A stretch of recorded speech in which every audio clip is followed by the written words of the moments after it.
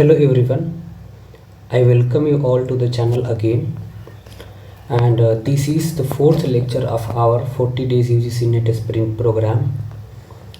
And in this lecture we are going to discuss some of the important aspects of the age of Mahajanpad, Maurya Age, and between the Maurya Age and the Gupta Age, and also Gupta Age. And in this lecture we are going to discuss the geographical extent of Mahajanpadas, administration and chronology, Mauryan Age and Gupta Age empires. So the same thing we will be dealing with, and later on we will be discussing about the chronology and geographical extents of the regional powers such as Indo-Greeks, Shungas, Satvahanas, Kushanas and Satrapas. And through these lectures we are basically targeting our UGC NET exam,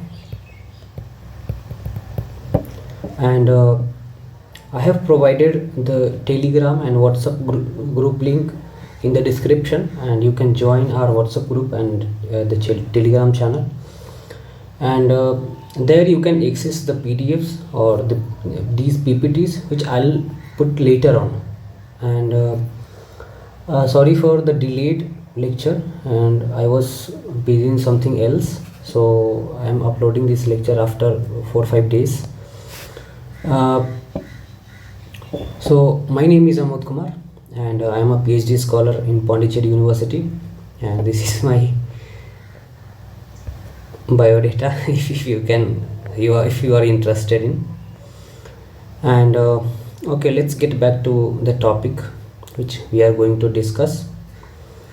And the first thing, as I promised, we will be discussing about the geographical extent of the Mahajanpadas.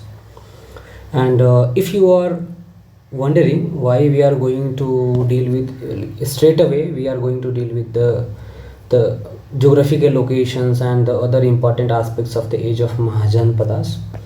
So the reason is I am taking it granted that you people are having a basic knowledge of the age of Mahajanpadas and the socio-economic and political things which was the character of that time. And if you're not aware, then I'll just briefly discuss it, and then we will be getting back to our topic. So what was the reason why after the decline of Harappans, the urbanization actually took place after almost more than 1000 years. So if you are well aware of the theories which I taught you in the last lecture about the decline of Harappa and also the things related to Vedic age, you might be aware of the things that by 6th century BCE iron was in use, and a lot of socio-political developments took place at that time because of the rising surplus production, which was based on the implements or the use of implements of iron. Though there is a debate on whether iron was used for agriculture or not, but for sure the archaeological excavations at Ahishatra and other archaeological sites are indicating that some sort of tools were used to clear the forest, and this was the time when the settlements actually shifted eastward, and in this region now the power was centered, and there were multiple regions for the rise of Magadha. So, and this is the first thing we will be discussing, and we will be also discussing about the various dynasties of Magadha. But first I'll let you know how Magadha actually emerged as the most important power of that age. There are multiple regions. First thing being the surplus production and agrarian expansion, and apart from that, the Magadhan capital city, which was Grihibraj, was actually having some geographical barriers which was protecting from the military attacks, and this is why it was a very safe place And later on the Patliputra was also called Jaldurg, or it was fortified by the rivers. So the time period we are dealing with is belonging to the phase of NBPW. You might be wondering what is NBPW, what is OCP culture, what is BRW culture, what is PGW culture. Okay, so these are nothing but the type of potteries which was found in that particular phase, or the size of that particular phase. So based on the type of pottery which was having dominant in character, we are identifying these sites as a particular kind of culture. Let's say for NBPW culture, it is called Northern Black Polished Ware, and this is the time period, or the age of Mahajanpadas. Roughly it corresponds to 700 BCE to 200 BCE, or the period of 500 years. Apart from that, these pottery cultures actually belong to earlier period, and the OCP culture is considered a Bronze Age culture. Bronze Age culture, and it corresponds to Harappa Age and the Indo-Gangetic, basically Indo-Gangetic plains, or the Indo-Gangetic cultures of 2000 BCE to 1500 BCE. So it was roughly before the Vedic age. And apart from that, BRW culture is actually centered in this region, the Western Gangetic region, and this is called black and red ware, and OCP is called orch colored pottery. So BRW culture is actually identified in the Ahar and Banas cultures of this Malwa region, and it corresponds roughly to 1450 to 1200 CE, and as I said, it was centered in the Western Gangetic region, or the Gangetic plains. Next is PGW culture, which is painted grey ware. It corresponds to Iron Age, and there was some sort of correspondence with the Northern Black Polished Ware as well with the PGW culture, and it is identified as the Iron Age culture and also Indo-Aryan culture. And this time period is roughly between 1200 BCE to 600 BCE. So just before the NBPW culture in the northern plains, that PGW culture was prevalent. So based on the pottery type, we identify these sites, and we turn these sites into a particular type of pottery culture. Okay, so why I was discussing about this, because any time UGC will ask you to just chronologically arrange these pottery cultures. Okay, so there you will be finding it very difficult to just arrange it in a chronological manner. So this is why I have discussed it in detail. Okay, so next thing we will be discussing is about the age of Mahajanpadas and the geographical extent of the Mahajanpadas. One more thing you will have to remember is this was also the time of the rise of Buddhism and Jainism, and these two topics will be dealt separate in the next lecture, maybe, or in future I will be dealing with the various school of thoughts, and in that I will be discussing about Jainism and Buddhism as well as. So first Mahajanpada which we are going to deal is Ang, or Ang, whatever you call it. So Ang was corresponding to this region. You can see here I have circled it. So it was situated to the eastern and northern part of the Gangetic plains, and on the lower Gangetic plains basically, and nowadays it is in the Bhagalpur and those areas in Bihar, and its capital city was Champa, and it was, as I said, it was concentrated towards between Bhagalpur and Munger region of present day Bihar. Important rulers were Dantivarman and Brahmadatta. So these personalities are important for you. They might ask you to just arrange, or you just eliminate the ruler which belong to the Anga region or Anga rulers. So for this thing you need to remember few rulers name, not all, because I know there is a limitation to remember the fact. So I won't ask you to mug up each and everything, but wherever I am asking that you should consider this thing to remember, you should actually do that for your exam. So next Mahajanpada is the most formidable of that time is the Magadha Mahajanpada, and later on Magadha emerged as the most powerful region.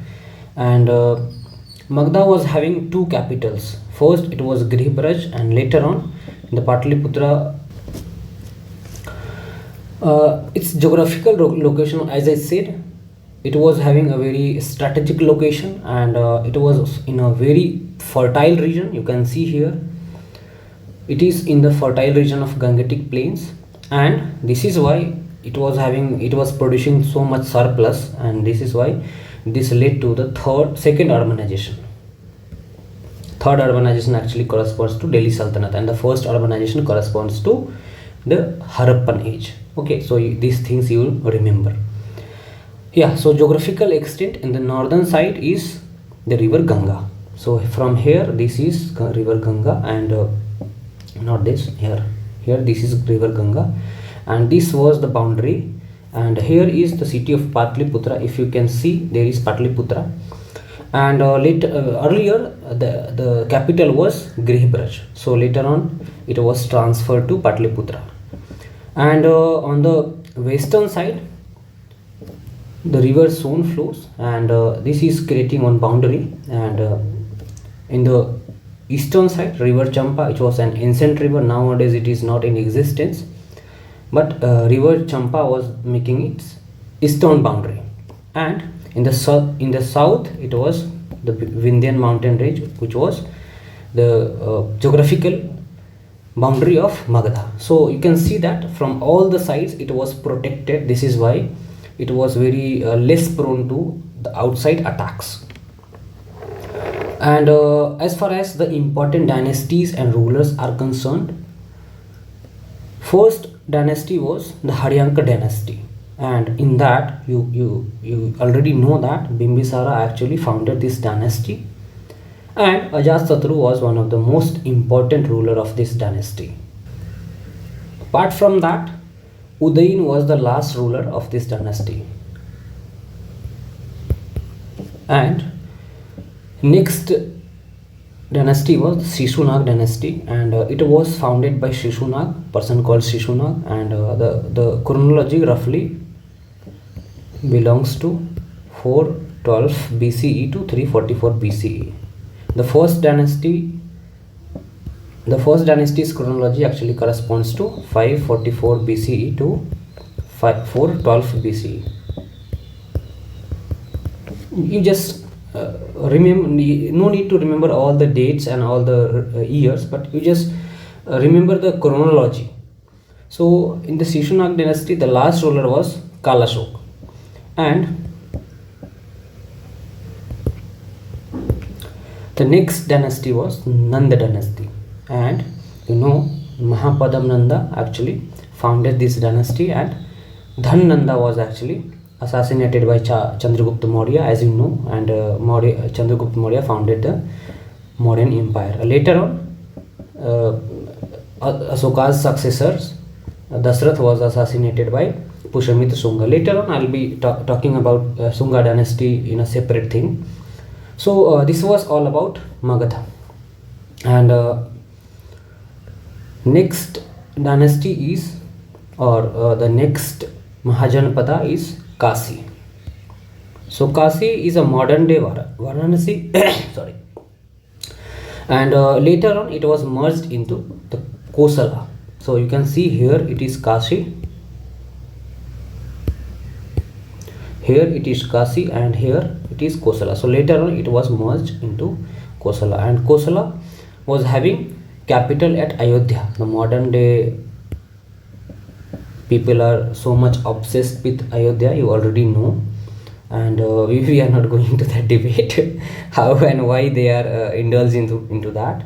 But one thing you need to know is it was centered in the eastern UP. So here you can see okay, so, and important thing to note is King Prasenjit was contemporary to Buddha. Okay, so whether sometimes they will ask who was contemporary to Buddha. So 2-3 rulers I have named here, so you should remember that. The next Mahajanpada was Vajji, or the Confederacy of Vajji. Okay, so it was a confederacy based on some sort of political liberty or the democratic setup, but it was not democracy in true sense, let me tell you. And though the decisions were taking collectively, but it was not a true democracy. So people were not choosing their rulers. So it was but the decision was based on the votes of the clans, the clan leaders. So, and it was centered in the northern side of Ganges, okay, this side, and it was having a continuous battle with Magadha. And later on they annexed Vaisali as well, and Vajji confederacy as well, but initially it was having some conflict with the Magadha, and the capital city was Vaisali.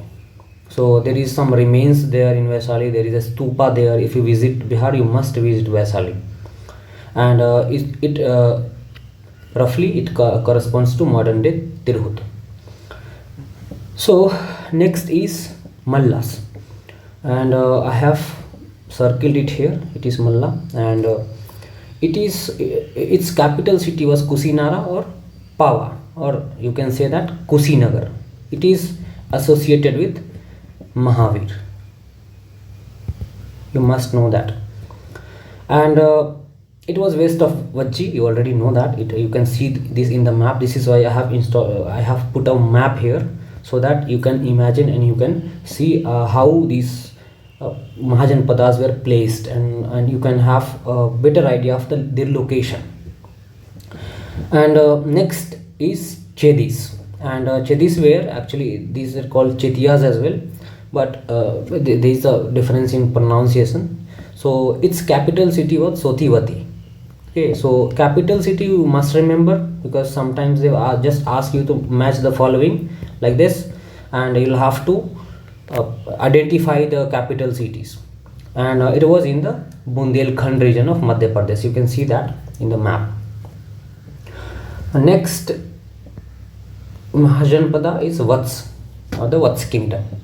And Vats, if you see, it is here somewhere in UP and Madhya Pradesh border, and you can see it was south of Ganga, and somewhere between Ganga and like it is somewhere around the bank of river Yamuna.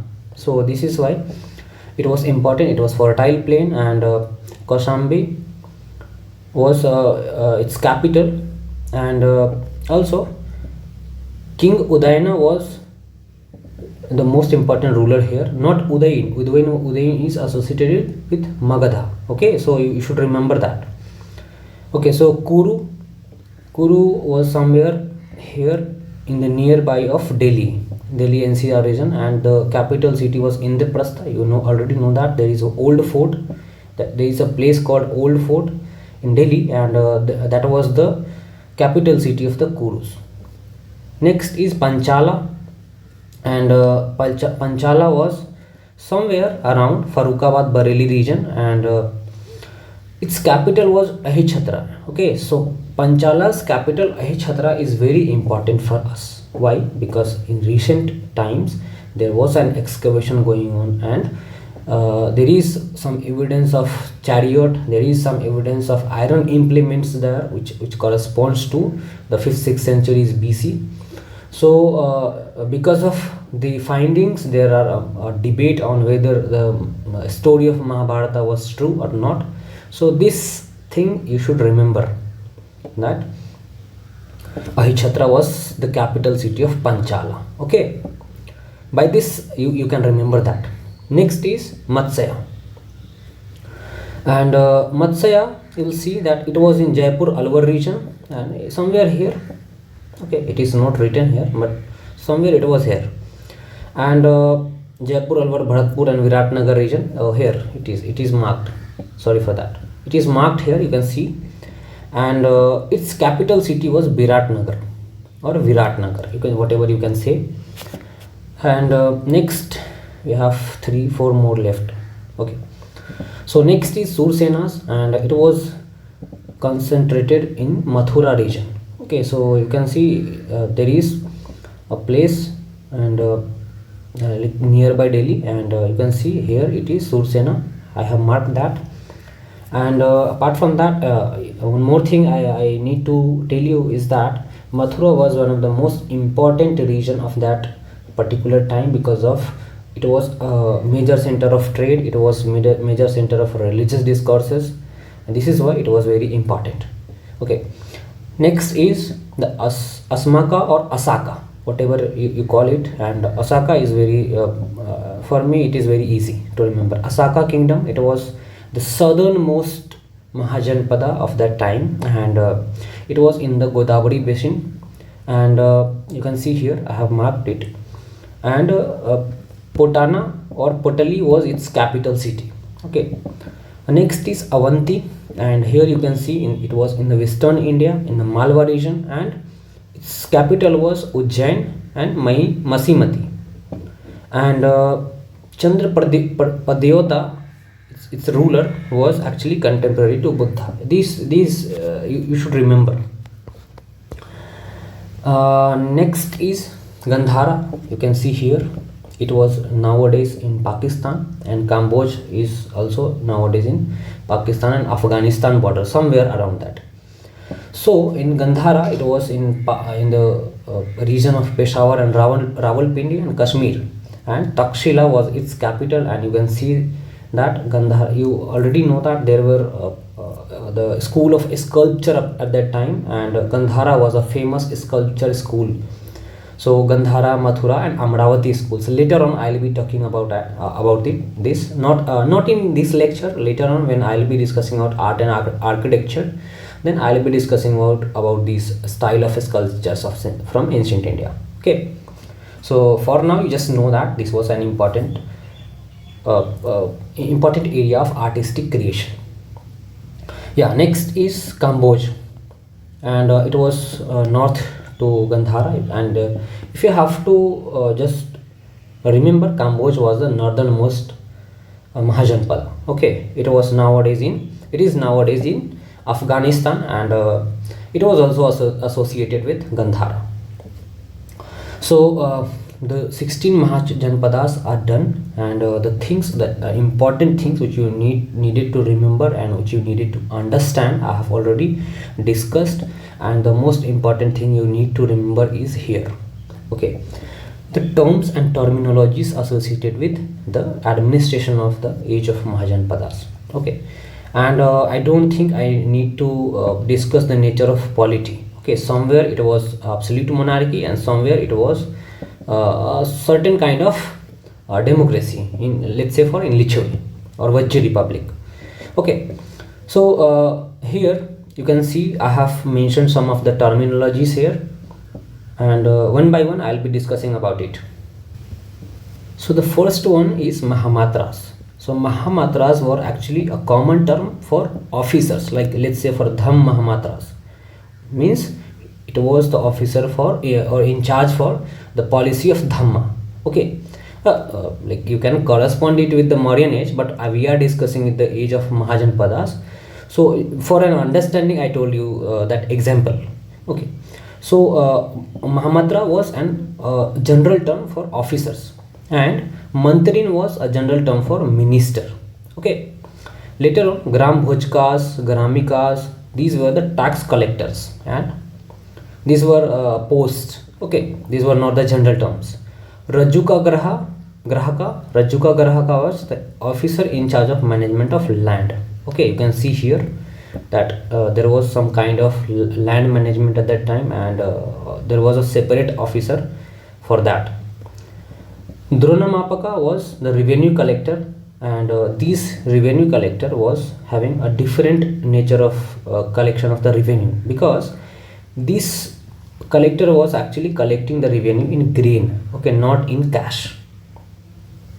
As you know, like the cash was not in circulation at that time. It was not pretty much circulated at that time. So the silver coins and the gold, especially the gold coins, were actually issued later on, like 400-500 after the age of Mahajanpadas, roughly around 1st century BC, 2nd century BC.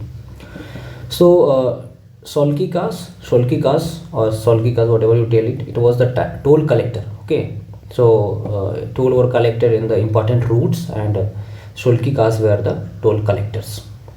Sangrihitu were the treasurer. Okay, so he was the record keeper of the treasury, and all the things were under his eye only. And Tundia, Akasia, these were the coercive tax collections. It means these persons used to force people for giving the tax. Okay. Akshapadhikrita was the record keeper. Okay. I'll send it in the group. You can just have a look at it. You don't need to just mug up all the things, because most of the terms are actually interrelated. Okay, so you don't just need to mug up all the things. So I'll send it in the group, or we have a WhatsApp group, we have a Telegram channel. I'll be putting the links in the description. You go there and you join the group, you join the channel as well, and there I'll put these PPTs later on, not now, later on, because you people are not so serious. So whenever you need this, then I'll put it.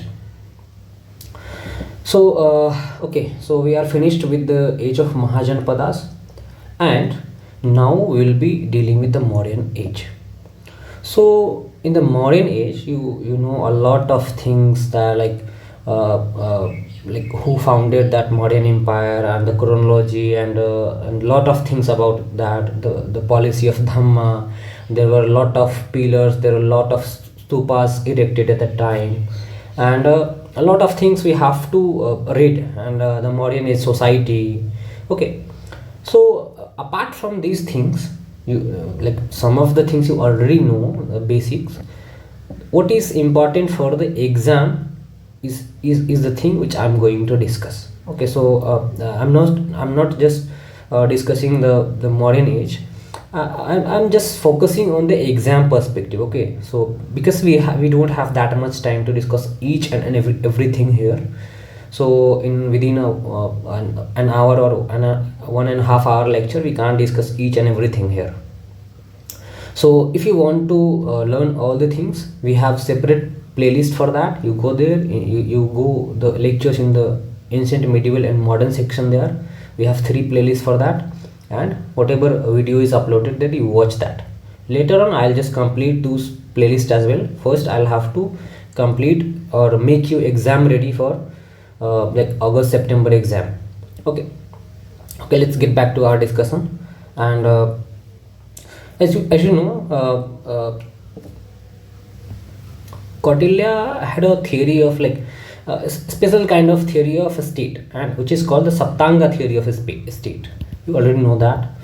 And he actually divided the seven organs of a state. Like for him, a state must have these 7 organs, and the first one was Swami, that is the ruler or the head or the master. Okay.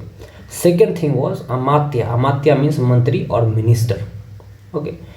Third thing, like you can just relate it with the things that if there is a ruler and there is a minister, like on whom they will rule. So for that matter, we need Janpada, which means population and territory. Okay, so both geographical as well as the human thing is collected in this Janpada thing. Okay. Next is Durga, which means fort, and it roughly corresponds to a capital city. Okay. Next is Kosa, it means treasury, and without the treasury, without the economic things, a state cannot function. Next is Danda, and it means army, and for expansion, for its protection, an army is important. And next is Mitra, it means friendly states. Okay, so you can't just always be at war. Okay, so because of that, according to him, there is a need of Mitra state surrounding your own state. Okay, so this was the Saptanga theory of state by Kautilya. Next thing in that we'll be discussing is, the first thing we have to discuss is central administration. Okay, I have made two categories, central and provincial administration, and the Mauryan administration was it was a centralized thing. Okay, there is a debate on that, we are not going into that debate. So roughly I'm putting this as a centralized system of administration. Okay, so if you disagree, that is also fine. If you agree, that is also fine. Okay, so the king was actually the most important person in the empire, and he was having a lot of responsibilities. He was considered as upholder of social order. He was taking the corrective measures. He was also having a paternalistic approach towards its subjects. Okay, so because of that, king was an not it was not an important, it was the most important thing in the administration. Second important was the council of ministers. There were different categories of the officials, and ministers were like there were administrators and it was the collectors and the ministers. Okay, so ministers were the one of the most important category of administrative things. Okay, so he had advisory role, and he used to advise the king, and these things you already know. And the thing which you know, you might not be knowing, is Amatyas were the civil servants. Okay, and Adhyakshas were superintendents. Later on, maybe I have mentioned here, I don't know I have mentioned or not. Wait, I'll just write it here. Amatyas were the civil servant, and Adhyakshas were the superintendents. So they used to supervise the things. Okay, different departments. Next thing is army, and Mauryas were having a wide variety of army. Okay, and in this, infantry, cavalry, elephantry, okay, chariot, and also they had naval fleet as well. Okay, and Mauryas were having a very well developed espionage network. Okay, so their espionage network was so strong that the ruler was actually he was keeping eye on each and every person in his empire, and that person was actually responsible to the king only. So there was no intermediary. The king was actually regulating it on his own. And the judicial thing was also important. You already know that Saptanga theory of Arthashastra. So these things were important, and in that there was two kind of things in the judiciary. Okay, so first one was the Dharma Satya, and this was actually corresponding to the personal laws, and the next was the Kanta Koshadhan. So it was corresponding to the criminal cases. Okay. Next is the revenue administration, and in the revenue administration, you already know that income was like the most important thing to function the empire, and the revenue was collected from the fortified cities, rural areas, mines, irrigation, forests, trade routes. These all the things were contributing to the revenue. Also, they had a very well developed public works department, and irrigation was irrigation projects were done, and dams, ponds, canals, these things were built, and a lot of things they controlled actually. Okay, here you can see that these things I have mentioned earlier, and like Senapati, this is the term which was associated a particular type of official. Okay, these were the general terms. Next thing is Mauryan administration, and now I'll be dealing with the provincial administration. So first I discussed about the central administration, but now we are going to discuss the provincial administration. So provincial administration is roughly corresponds to, wait, just let me put, okay, I have not put a map here, I'll just make a map. Okay, so let's say for here is Patliputra or Giriraj, whatever you call, it was at the time of Maurya, it was Patliputra. Okay, so here it is Patliputra. So here, these were having regional capitals. Okay, so the first one was the Tosali in the east, Ujjain in the west, Suvarnagiri in the south, and Takshila in the north. Okay, and these provincial capitals were headed by Kumaras or Aryaputras. These were basically the most important persons next to the emperor. Okay, let's say for emperor's son or his grandsons, like that, or the most trusted ministers. So these were having a very important role to play in the centralizing tendency of Mauryan administration. Next is the most important thing in the district and village administration, because the district, not district, particularly village, was considered as the bedrock of that administrative system, and Pradeshika was the head of district, and he was having a role to play in maintaining law and order and collecting the revenue. Rajuka was the surveyor, and assessment of land was also done by him, and Yukta was assistant to both Rajuka and Pradeshika. Okay, so both at district level and village level there was a Yukta to assist the officials. Gramika was the head of the village, and Gopas and Sthaniks were intermediaries. They had to maintain the land records and lot of things in that particular area. And city council were arranged in 6:5, means 30 superintendents and ministers were there to oversee the city council, and the head of the city council was Nagarak. And okay, so this actually reference was given by Meghasthenes. Okay, so he gives the reference of the city administration in a very great detail. Okay, so sometimes they will ask about who has given the city, the detailed description of the city of Patliputra or this administrative structure. It was actually Meghasthenes who actually given this explained it in a great detail. Okay, so it's the time for a bonus for you. Okay, so expect a question on this. Okay, it's a bonus for you, and I would like to just have a look at it. Okay, it is the it is most important thing for you.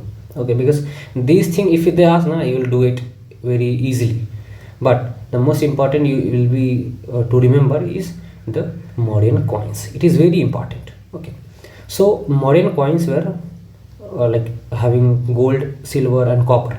So gold coins were called Miska or Sarvana, and the silver coins were called Dharnas or Panas, and the copper coins were called Karspana and Masika. Okay, so these things, the terminology they ask. Okay, so you will have to aware of these things. Okay, then continue our discussion.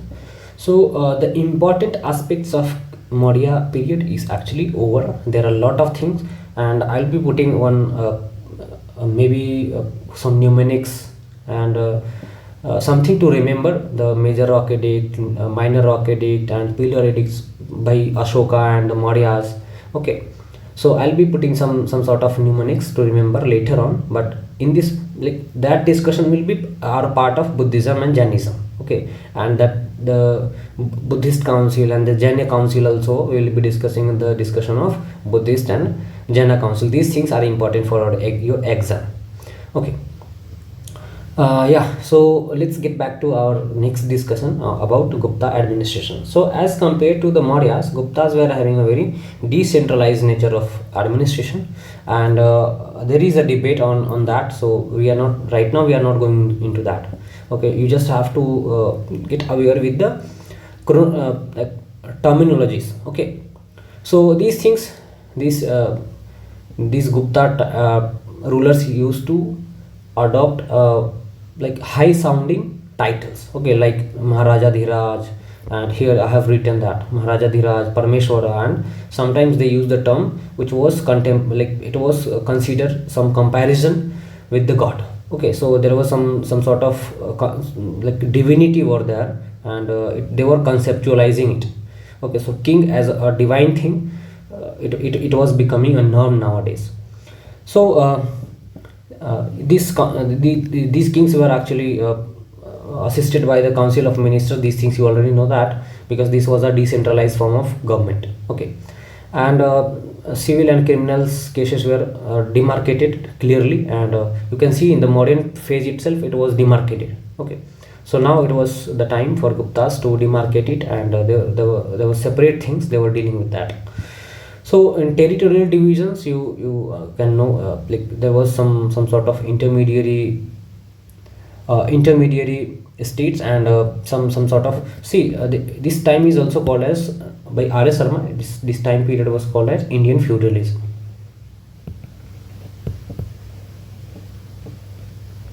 We are not going to that debate. Okay, so don't worry about that.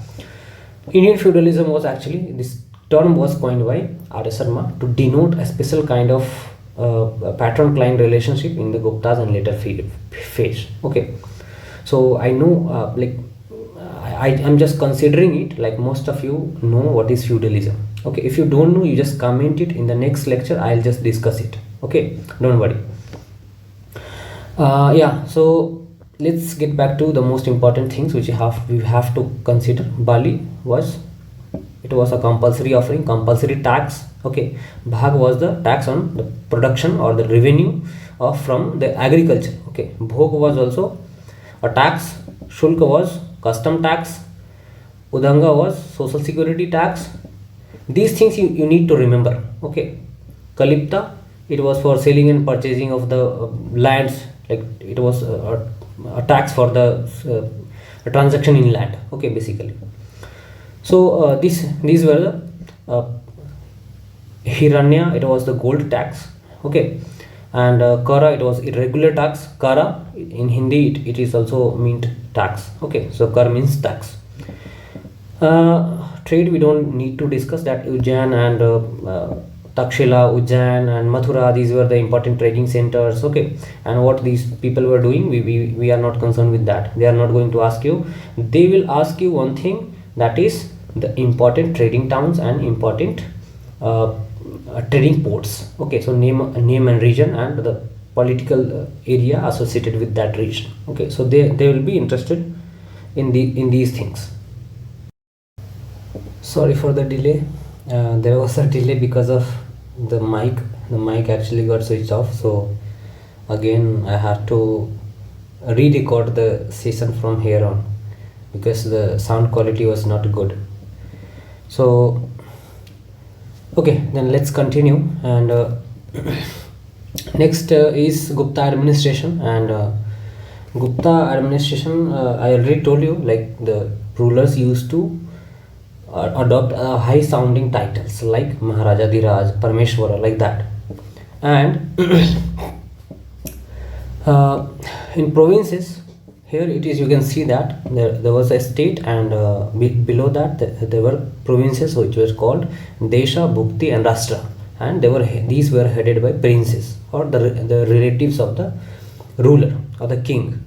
And the next was on the level of district. Okay, so the district, on the district level, it was Vishaya or Pradesha or Ahara. Okay, one thing you have to remember or you have to take care of is these we are discussing with the modern terminologies, and the district word and that provinces, these things were not so popular, and it was not popular at all. Like district and village, these were not popular. Okay, so the popular thing which we are using to categorize these all is district. So Vishaya, Pradesha and Ahara, these were characterized as districts on the modern with the help of modern term and terminology. but these were characterized as Vishaya, Pradesha and Ahara.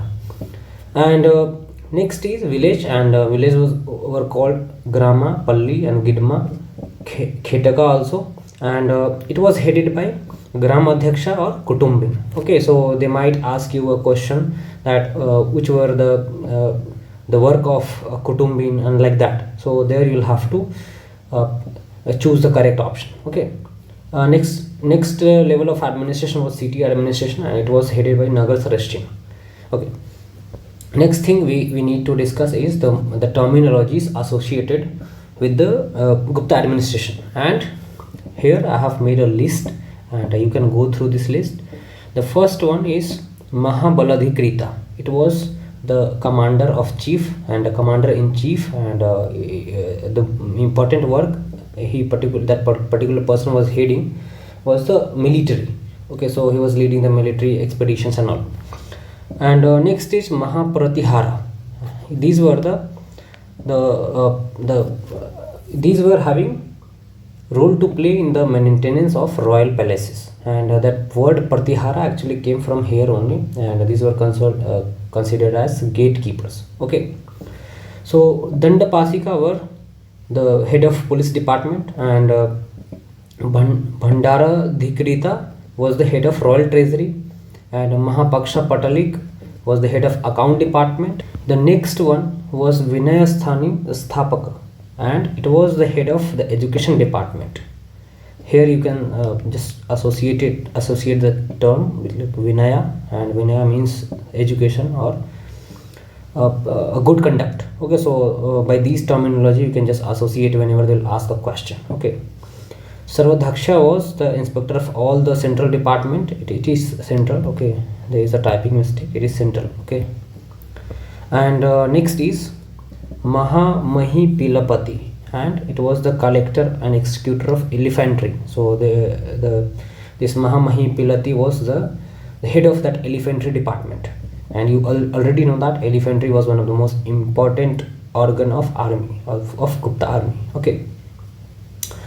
Next is Mahamahipilapati, and this one I already discussed. And next one is Vinayapura, and this was the officer to attend the royal guest, and they were also responsible to present those guests to the royal court. Okay. Next was the Yukta Purush, and this person was responsible for accounting the war booty. Okay. And next one is Mahanarpati. He was the head of infantry. Okay, infantry was also an important organ of the Gupta army. Okay, so these few words you need to remember, and you'll take care of that. And next thing we have to discuss is the chronology of Mauryas and Guptas. Okay, so I don't think I need to discuss it. If you have any doubt, you just Google it. Okay, you can find these in Google. Okay, and this like that will be okay for you. Okay, so everything from Google you can't read, but chronology you can see. Okay, I don't think I need to discuss it, so this is why I have just made a thing that I'm not going to discuss it. And one thing I would suggest you is you should focus in the later phases. Let's say as far as that Maurya age is concerned, you should focus in the later part of Maurya age. Okay, so from there they will ask you the chronology of rulers. Similarly, you will have to focus on the later part of Gupta age. Okay, as well as you will have to focus on the later part of the Delhi Sultanate and Mughals as well. Okay, so the dynasties who were in the forefront, you just need to focus on the area, on the gray area where people actually don't read and people actually find it difficult to remember the name of the rulers. Okay, and lesser known dynasties, you can just remember the important rulers name or the rulers who were associated with the founding of that particular dynasty or particular empire. Okay, got it? So these things you should take care, and if you don't believe, you just go through the previous year question papers. They have asked these things multiple times. Okay, whatever I am telling you. Okay, so next just continue. and we're just continuing it. And the next aspect is the chronology and geographical extent of regional powers. These things are important for you, and these things we are going to discuss very briefly for the exam perspective only. So here I'll be discussing about Indo-Greeks, Shungas, Satvahanas, Kushanas, and Shaka Kshatrapas. Okay, here I have put a map here. You can see that Kshatrapas were here, Satvahanas were here, Kushanas were here. So this will give you an idea of the geographical extent they were having. And okay, so next thing we need to discuss is the Sunga Empire. You already know that after the coup by Pushyamitra Shunga, the Sunga Empire was actually established, and Pushyamitra Shunga was the most important ruler in that dynasty, and the last ruler was Devabhuti, and Devabhuti was assassinated by Vasudeva of Kanva dynasty. So after that, after the Shunga, there was Kanva dynasty. Okay, so this you'll have to just remember that the chronology of the dynasty and the rulers. Next is Indo-Greeks, and after the fall of Mauryas, you will see that there were multiple invasions from this northwestern side. Okay, and here you will see that Indo-Greeks established an empire, and they were ruling with the help of the regional rulers. Okay, so you will see down to the time period of Mauryas and the fall of Mauryas, there was a continuous invasion from the northwestern side, and in those invasions the Indo-Greeks actually came here. Okay, and towards 200 BCE onwards, there was an Indo-Greek ruler called Manendra, and he was actually converted to Buddhism by the saint Nagasen, and that whole dialogue between them was actually compiled as Milinth Panhos. Okay, so in the discussion of sources, I discussed about Buddhist literature, and there I discussed about Milinth Panho. Okay, so this you should remember. And later on, one more thing you have to remember is they also issued gold coins for the first time. Okay, and Shakas are actually associated with the 1st century BC, and they also came in the band of tribes and ruled with the help of their governors called Kshatrapas. This is why this whole political structure is called Shaka Kshatrapas. Okay, next thing is Kushanas, and Kushanas were the Chinese Turkish tribes, and which was named as Yuan-Chi tribe. Okay, and the most important ruler from the Kushana lineage was Kanishka. Okay, you will see that there are multiple people having name Kanishka in India. Okay, which is derived from that ruler only.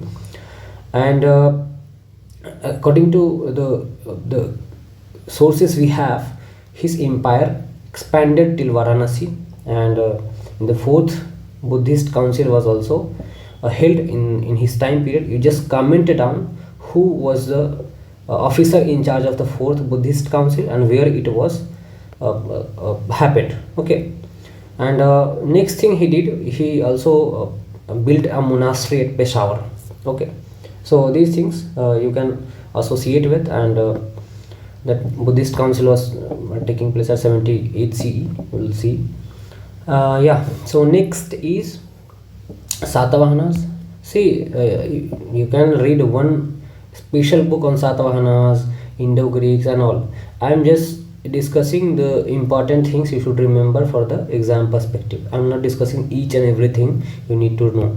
Okay, so this is just the beginning, and on this line only you will have to prepare. Okay, so here you can see in the map that Satvahanas are actually belonging to the Andhra region, and the most important ruler in the Satvahana was the Gautamiputra Satakarni. Okay, you already might have heard about this person, and he was called the Lord of the West. Okay, and he defeated the Kalinga king Khadavela. You must have also heard about that Hathi Gumpha inscription. Okay, and also some more inscription in Kalinga region, and which was of Kharvela, and yeah, so Shatakarni was also he also destroyed Shakas and Yavanas in the region, and he was a great conqueror in that particular age. Okay, this is why we call him Lord of the West. Okay, so with this we have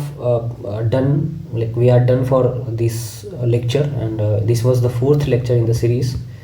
And within next 2-3 lectures I'll be winding up the ancient period, and maybe by 2nd and 3rd August I'll just finish the ancient period, and within 10 days I'll be finishing the medieval period, and again 4-5 days, 6 days, 7 days I'll take for the modern period, and later on 4-5 videos will be there on historiography. Okay, so this is how I have planned, and till 22nd I'll be able to finish the syllabus. So I don't know whether they have announced the date for the exam. If they did, just inform me, and for now you just revise it and share this video with the friends who are preparing for this exam. And also these videos are also important for some other exams as well. Okay, so if you are preparing for some state PCS exams, if you are preparing for UPSC civil services prelims exam, if you are preparing for some other assistant professor exam, if you are preparing for some PhD entrance exam, so these videos are very important for these all exams. Okay, so wherever you find any person who is preparing for these exams, you just share this, because you won't find a better video, and which is having this much of detail in the lecture. It is very difficult to find a free lecture on these history topics. Okay, so just share it with your friends, and again I won't tell you to subscribe it, because it is understandable that if you want the videos again and again, then you just subscribe it and press the bell icon, so that whenever I'll upload a video you'll get a notification. Okay, I'm putting the WhatsApp and the Telegram link in the description. You can join our WhatsApp channel and Telegram channel as well. And today I'm just winding it up, and again tomorrow I'll be coming with a new lecture, and within 2-3 days I'll be done with the ancient period.